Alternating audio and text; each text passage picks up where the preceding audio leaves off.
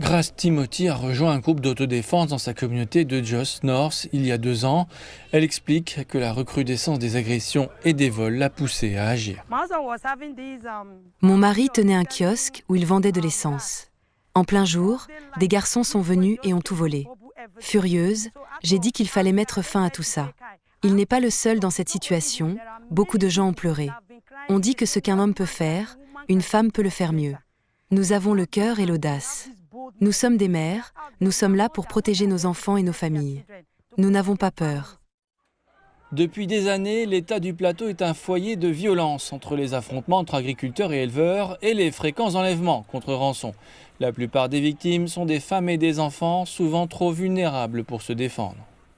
Amnesty International estime que plus de 2500 personnes ont été tuées par des gangs criminels dans l'État du Plateau au cours des 2 dernières années. Des milliers de personnes ont perdu leur maison et leurs moyens de subsistance et plus de 65 000 autres ont été déplacés. Les experts en sécurité affirment que les femmes membres de groupes d'autodéfense jouent désormais un rôle croissant dans le maintien de la paix et le rétablissement de la confiance entre les communautés. Les femmes ont été victimes d'attaques graves. Elles sont victimes des circonstances. Soit elles sont tuées, soit elles sont les premières cibles.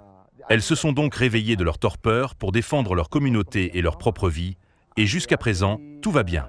Le Nigeria est confronté à une grave pénurie de main-d'œuvre dans ses forces de police avec seulement un agent pour 650 habitants, ce qui est bien en deçà de la recommandation de l'ONU qui préconise un agent pour 450 habitants.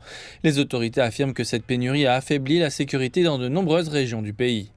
Le président Bola Tinubu a ordonné le recrutement de 30 000 nouveaux policiers chaque année pendant les 5 prochaines années afin de renforcer les capacités des forces de l'ordre. Mais pendant que ces plans prennent forme, des femmes comme Grace Timothy continuent de combler le vide, montant la garde pour protéger leurs familles et leur communauté et montrant que la consolidation de la paix peut commencer à la base.